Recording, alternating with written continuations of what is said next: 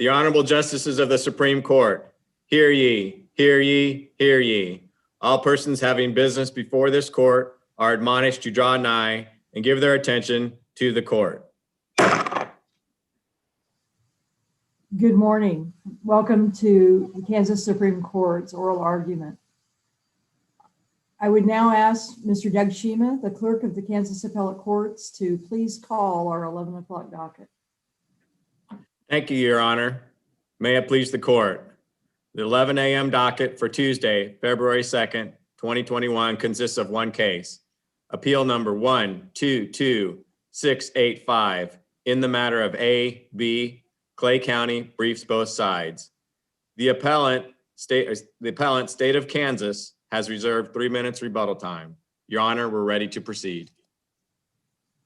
Thank you, Mr. Shima. Counsel, would you please enter your appearances?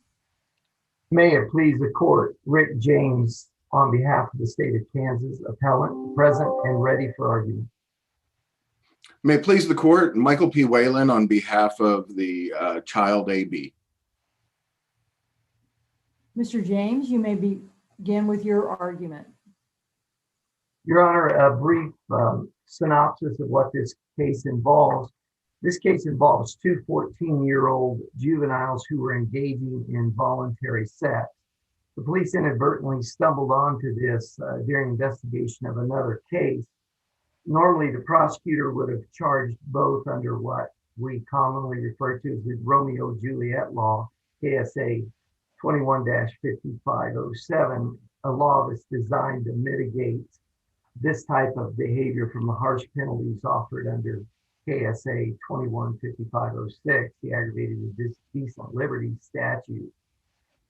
However, and initially that was the approach the prosecutor took. However, after it was pointed out to him by the juvenile AB's attorney that there was a case in Re ER that had held that in order for the Romeo-Juliet law to be applied, it could only be applied to the older of the two participants in the sexual act. So as a result, the prosecutor was faced with kind of a devil's choice, and that is either charging neither juvenile with a crime, charging only the older juvenile and allowing the younger juvenile to go uncharged, or charging the older juvenile under the Romeo-Juliet law and the younger juvenile under the aggravated indecent liberties law. Well, let's start off. What prevented you from challenging the dismissal in the initial case under the ER holding? Why didn't you do that? Your Honor, I did not challenge that because the defense attorney presented that at the preliminary hearing. He didn't advise me of that case law prior to the prelim. He presented it to me at the preliminary hearing. I read it quickly. I agreed that under that holding, the district court had no choice other than to dismiss the case. And so they dismissed the case. I checked, and the holding in Re ER evidently, from my understanding, had petitioned the state in that case had petitioned this court for review, and it had been turned down. And so I decided to proceed with charging the other juvenile under the aggravated indecent liberty statute, and then attempting to reach a plea agreement with the defense attorney that would place both the juveniles at about the same spot. Well, let me jump in there. One of the things you asked us to do in this case is decide that the matter of ER, which is a Court of Appeals case from 2008, was incorrectly decided. And I don't see how we get to that ability when your prosecution in the current case is on 5506 and doesn't have anything to do with 5507. Your Honor, this was argued at the district court as well, in that at the district court, the defense attorney and I argued considerably about 5507 and its interplay with 5506. and the fact that had it not been for the holding in 5507, the prosecutor would not have gone to 5506 to obtain some sort of equity in this matter. And so I believe that because it was argued at the lower court, and there was quite a bit of argument at the lower court. In fact, the lower court judge, the district court judge, speaking sort of in dicta from the bench, held that he, not held, but again, speaking in dicta from the bench, mentioned that he believed 5507 would probably create an equal protection problem, since it only would allow one of the two juveniles similarly situated to be charged. And so I believe this is before the court because it was argued at the lower court. I believe that to look at this case only in light of what happened under 5506, the aggravated indecent liberty statute, really kind of, 5507 shades the whole case. We're not even at 5506. If 5507 either had not existed, if 5507 had not existed, or the holding in re RE were not out there, then we probably wouldn't be in this. We wouldn't have been in 5506 either. Well, but it gets back to Justice Rosen's question. Your opportunity to challenge the Court of Appeals decision in re or in the matter of ER was in the other court case, not in this case. And all we have in front of us is a district court ruling that says 5506, a different statute, is unconstitutional.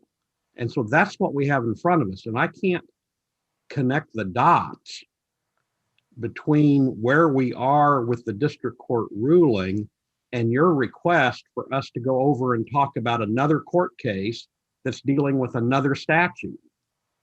Regardless of what it might have, your intention might have been as to why you prosecuted under 5506, that's your prosecution. That's what this case is.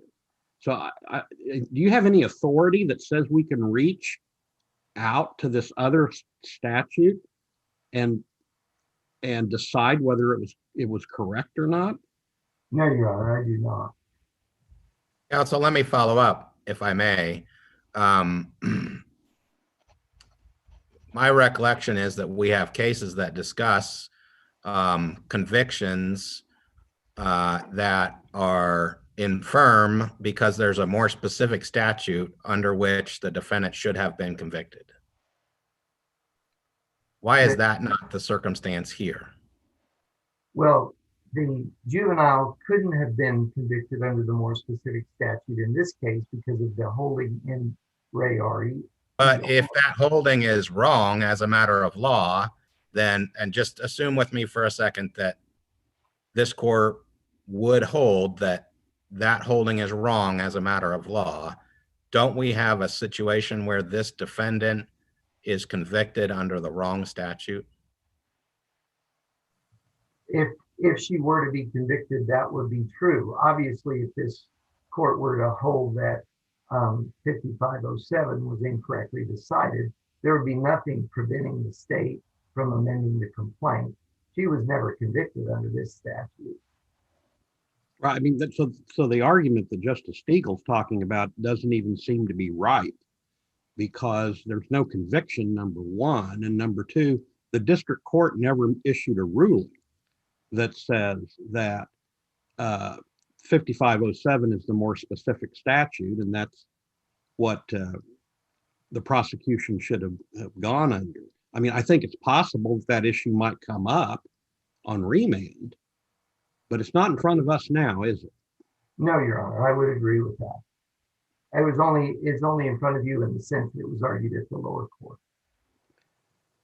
So it seems to me that has to move us over to your attack against the district court ruling that we do have, which is about the constitutionality of 5506. And while you've still got 3.5 minutes, why don't you talk to us about the constitutionality of the statute? Well, first of all, the juvenile argues that it's unconstitutionally vague. And if you read KSA 5506B1, which is the subsection that deals with aggravated indecent liberties for a child that's 14 or 15. It's about as plain as it can be. It simply says sexual intercourse with a child who is 14 or more years of age, but less than 16 years of age. I would argue that there is nothing vague about that. There are no age restrictions. It basically states that if you have sex with a child that's 14 or 15 years of age, you are subject to aggravated indecent liberties. And so it would be hard for me to imagine that someone could say it's so vague that no one would understand the conduct that is prescribed under that statute. And then secondly, the juvenile has argued that it's overbroad. And before overbroadness can be attacked, it has to be, we have to decide what the constitutionally protected behavior is and whether or not this statute is so overbroad that it allows prosecution or that behavior to be attacked. And once again, the constitutionally protected behavior that juvenile would argue is that even sex between age mates, to use the juvenile's word, consensual sex between age mates is protected under the Kansas Constitution. And the juvenile cites a number of cases, but I have found them to be mostly protections to aid juveniles in protecting medical records, to aid juveniles in protecting their ability to obtain birth control, those sorts of devices. It's the protection here is the statute is not so overbroad that it is going to allow something that is constitutionally protected to be attacked. There's no constitutional protection for sex with juveniles, even sex. Is it your position that two 14-year-olds or 15-year-olds that engage in sexual intercourse are guilty or can be charged with aggravated indecent liberties of a child under 5506B1? Is that any child that engages in any children or any teenager that engages in that behavior is guilty of that crime? They could be charged with that crime, Your Honor. I believe that to be true because there's no restrictions in the statute that would prevent that from happening. Counsel, isn't that only true if the particular defendant could not be charged under the Romeo and Juliet law? Right. Our rule about charging under the more specific statute would prevent anyone from charging a juvenile under 5506. Right. And so doesn't that legal understanding of the Romeo and Juliet law, in fact, inform the district court's conclusion as to constitutionality of ag indecent liberties?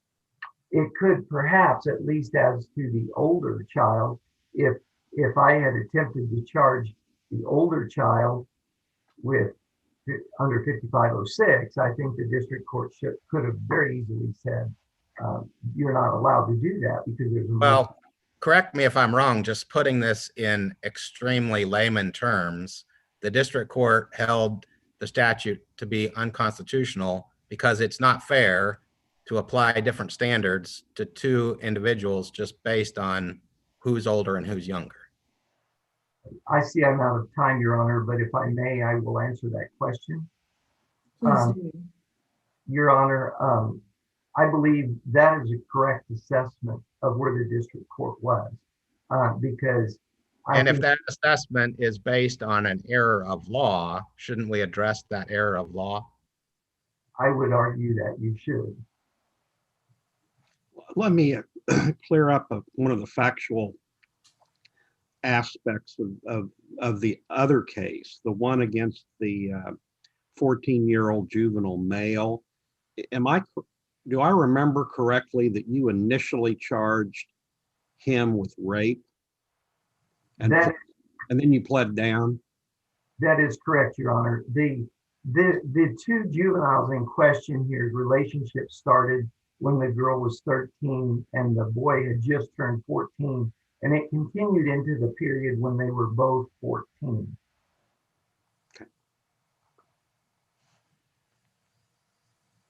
Counsel, can you tell me what is the government interest that's being furthered under the aggravated, subsection B1 of 5506?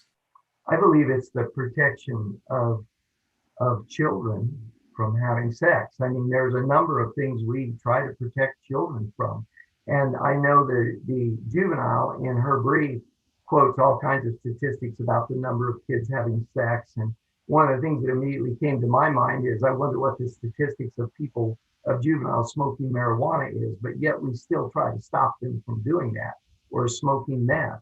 I mean, I know kids are going to have sex, or at least if they can, they will. And so I understand that. But I do believe the government has an interest in protecting young children from engaging in activity that could be destructive to them over time. But in Voiles, didn't we find that the interest being advanced was, yes, to protect children, but specifically from adult sexual predators? Yes, I believe so.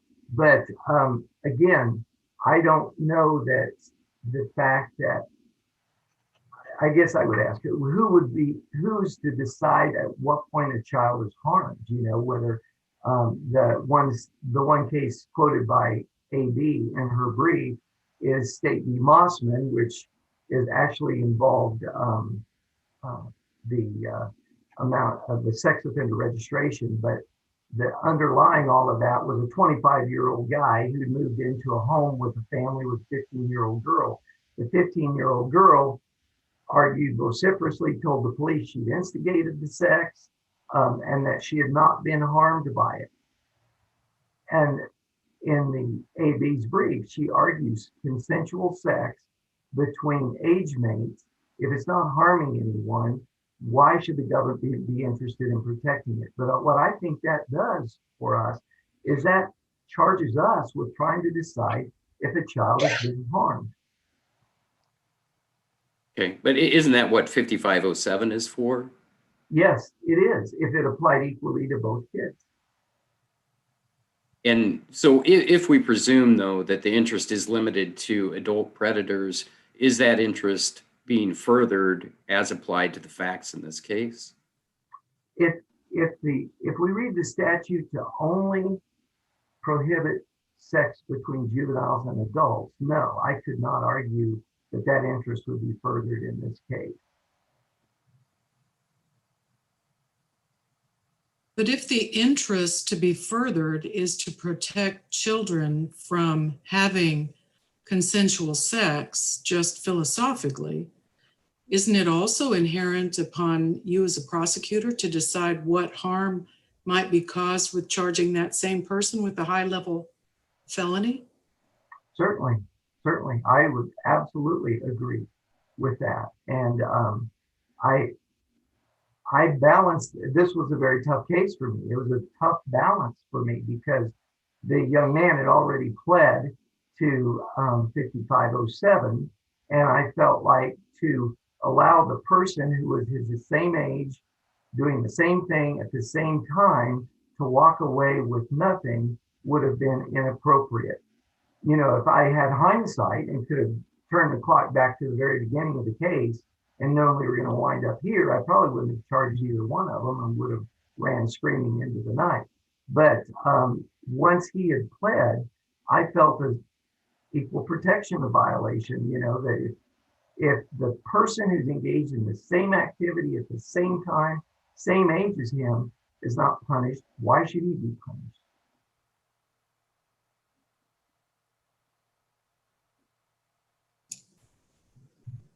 It was my understanding that originally TC was charged with raping KG, someone else. He was, I'm sorry, Your Honor. He was charged with 2 counts. Yes, he was charged with rape as to KG and as to A.B. 2 counts, same complaint. Any other questions? Thank you, Mr. James. Mr. Whalen? Thank you, Your Honor. May it please the court. We do have a public policy in Kansas to protect our children. Turning them into felons of a sexually violent crime for doing what is both biologically and developmentally natural is a greater harm. And I think this kind of goes to the question about what is the governmental interest here? The governmental interest, I think, has been shown by Kansas policy, by statute, that the interest is trying to protect our children from harm. Counsel, Yes, Mr. Your Honor. I'm sorry to just jump right in on you. We're here on a district court finding of unconstitutionally vague, correct? Yes, Your Honor. Why does the government's interest impact that analysis? Or how does it impact that analysis?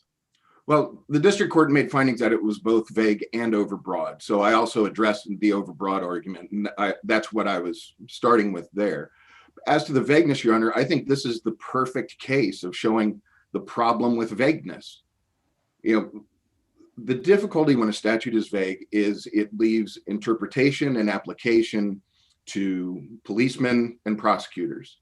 Here, because there were questions about how the statutes are set up or about whether it's appropriate to charge children, we see what happened. The prosecutor got to choose which way did he go. What Okay, did he so charge them with?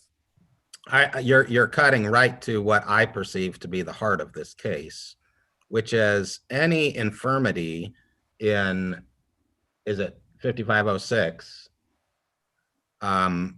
for vagueness, like the headwaters of that is the interpretation of 5507, isn't it?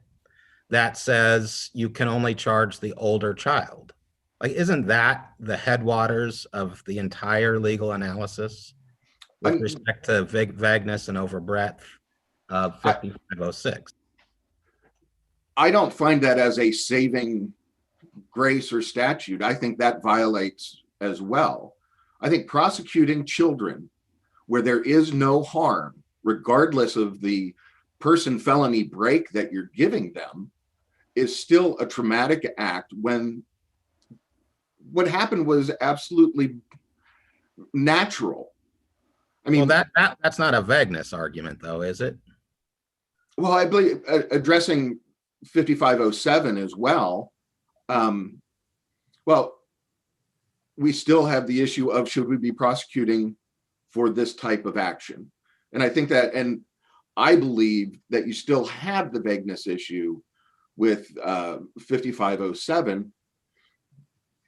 Well, probably more over breadth argument on 5507 than the vagueness, Your Honor. It would be pretty clear that the statute is intended to cover age mates engaging in intercourse. It seems like to me your argument is really that exceeds the state's police powers to criminalize. Well, yes, I think that's one way of looking at it, Your Honor.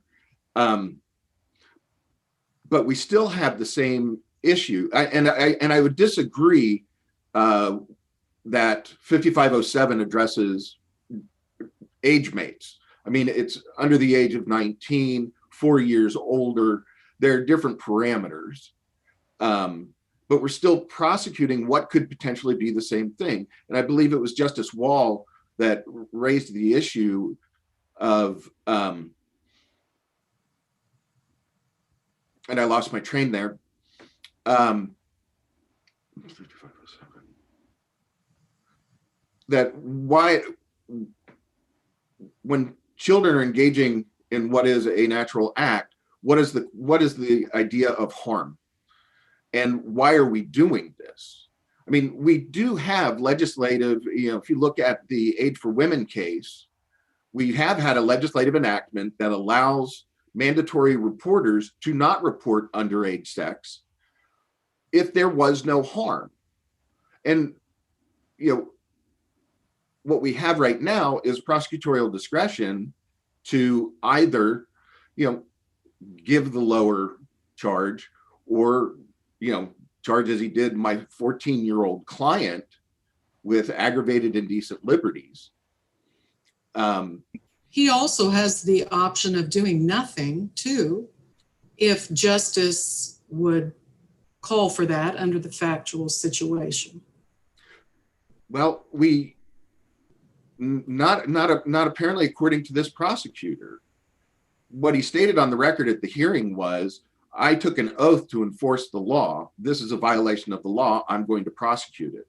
And there's no evidence in this case of any type of harm or there being any problems between these children doing what is a biologic imperative.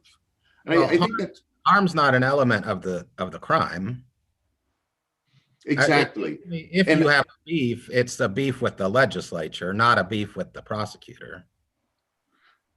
Well, if you make a choice to potentially have a 14-year-old have to register, carry a sexually violent crime for the rest of their adult life on their criminal history, that goes beyond just the legislature. That is a prosecutorial choice. And the point that I was trying to get back to, pardon me, is this court has repeatedly said, and this is what Justice Wall brought up, that these laws were put into place to protect children from predatory adult activity. Now, there's also, I think, a question in all of this of how do we prosecute a child for an act they cannot legally consent to? How do they voluntarily engage in sexual practice if by Kansas law they are incapable of consent? How do we prosecute that? And I think that's a basic issue on all of this, because the difference in language between 5506 and 5507 is 5507.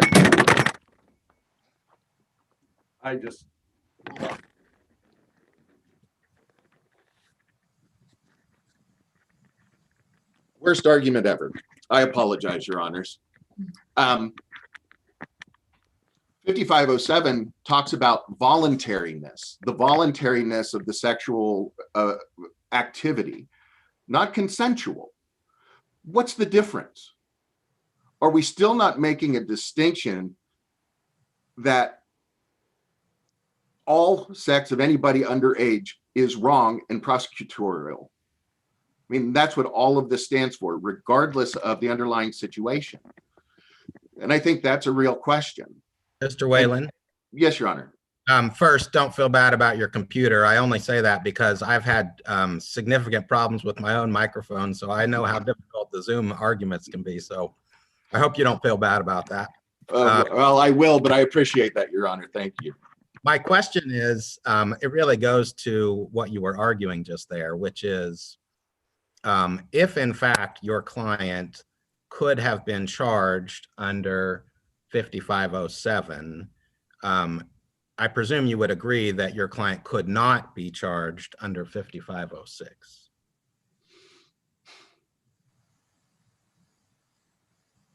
I believe that's correct. It would be basically a lesser included or the more specific crime. Yes, Justice Stiegel. Right. Okay. Thank you.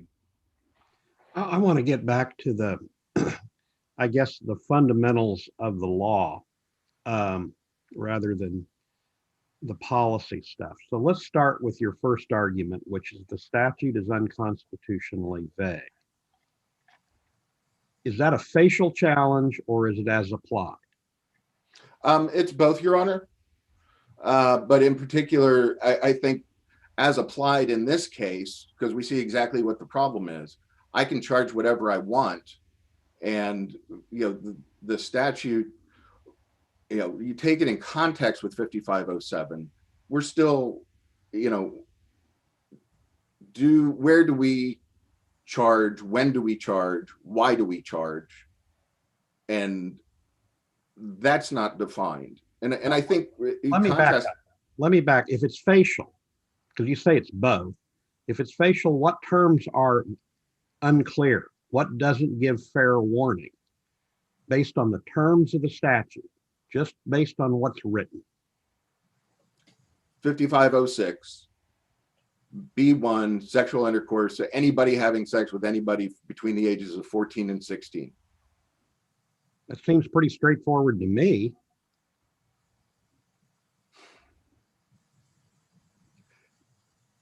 Yeah, it is. But So the application, and maybe I'm getting off on, I'm getting away from what you're saying, Justice Biles. no, I mean, I'm just trying to break this down, and I'm trying to Right. compartmentalize it between what was argued to the district court and maybe what got added on appeal. And at the district court level, did you argue that the second prong of the vagueness test was violated? That that the statute doesn't adequately guard against arbitrary and unreasonable enforcement? Was that, and if you made that argument, where do I find in the district court ruling that it made findings on that prong? I don't believe that I don't recall that it was specifically worded that way in the arguments below.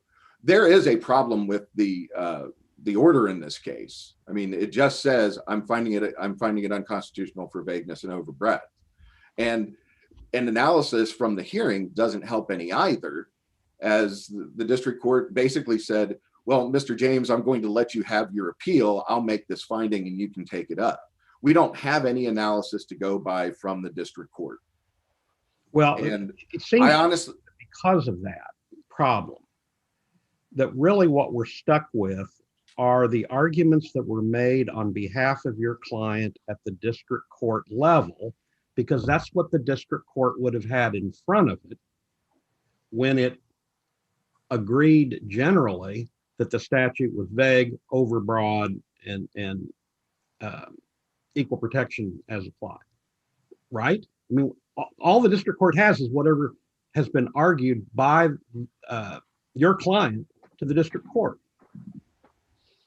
well, I guess I have a question there, Your Honor, of as the appellee responding to the state's appeal, am I bound by the arguments of counsel?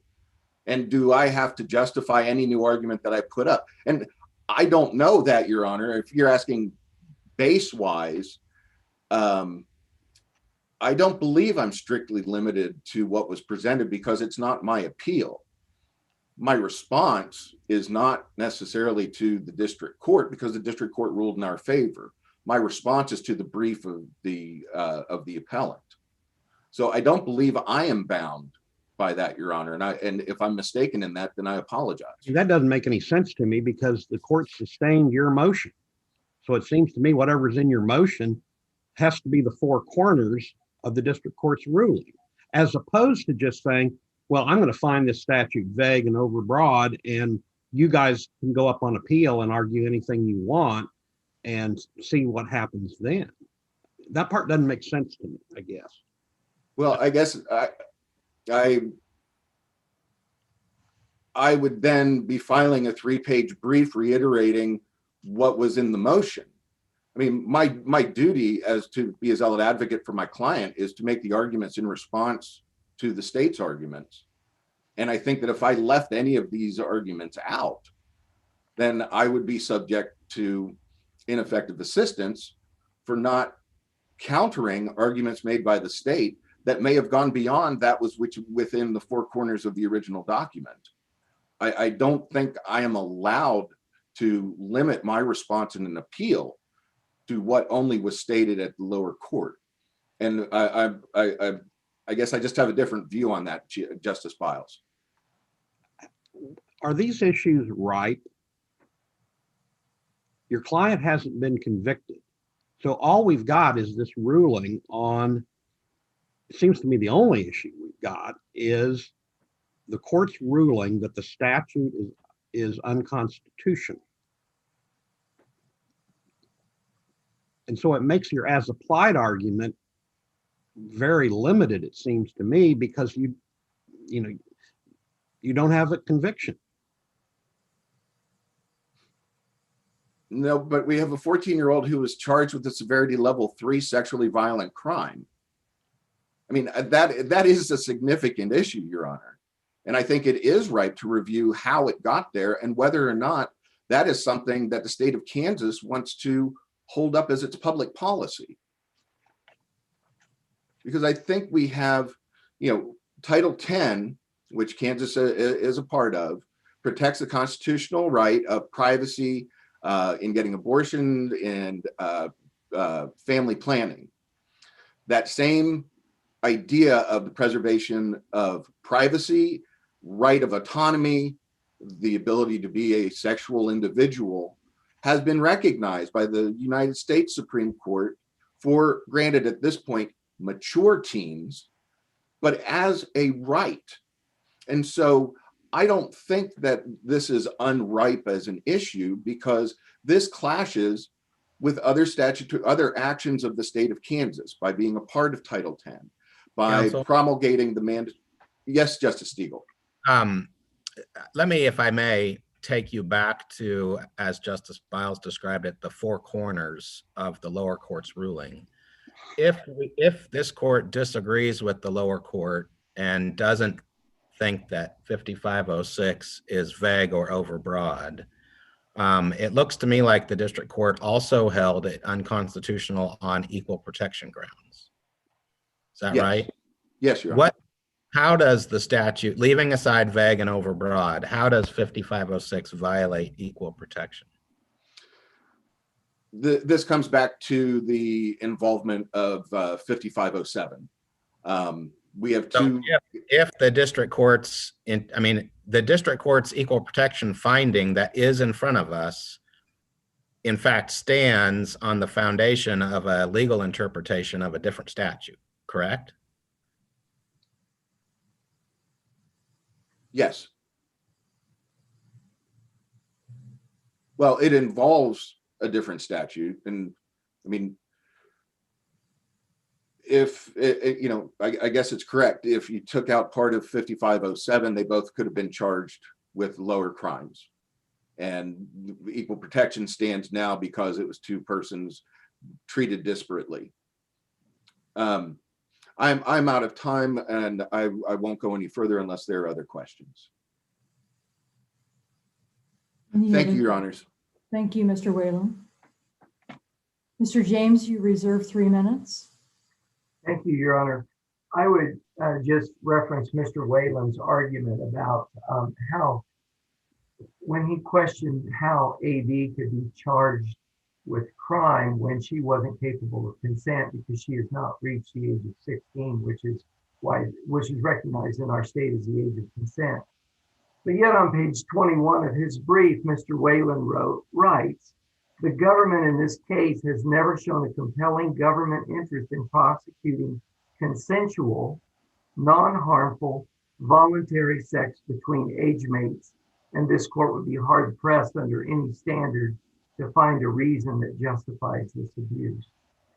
It's either consensual or it's not, and I don't think there's any debate here that our state has recognized 16 as the age of consent.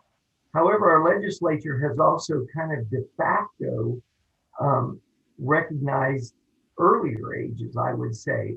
5507 indicates that if the behavior is voluntary, well, voluntary / consensual, I don't know where you draw that line. I mean, if it were a search or a confession, we would say that if there's consent, there's got to be voluntary consent. And so I think to argue that A.B. can't be prosecuted if she hasn't reached the age of consent flies in the face of what Mr. Whalen argues in his own brief when he called it consensual, non-harmful. And then I think the thing I would like to close with is the idea that I'm a prosecutor. I don't like trying to decide if something's been harmful to someone. And when we talk about sex being non-harmful to a certain individual, that's a hard call for a prosecutor to make. And so 5507 and 5506 don't introduce that as an element, whether or not there was harm done.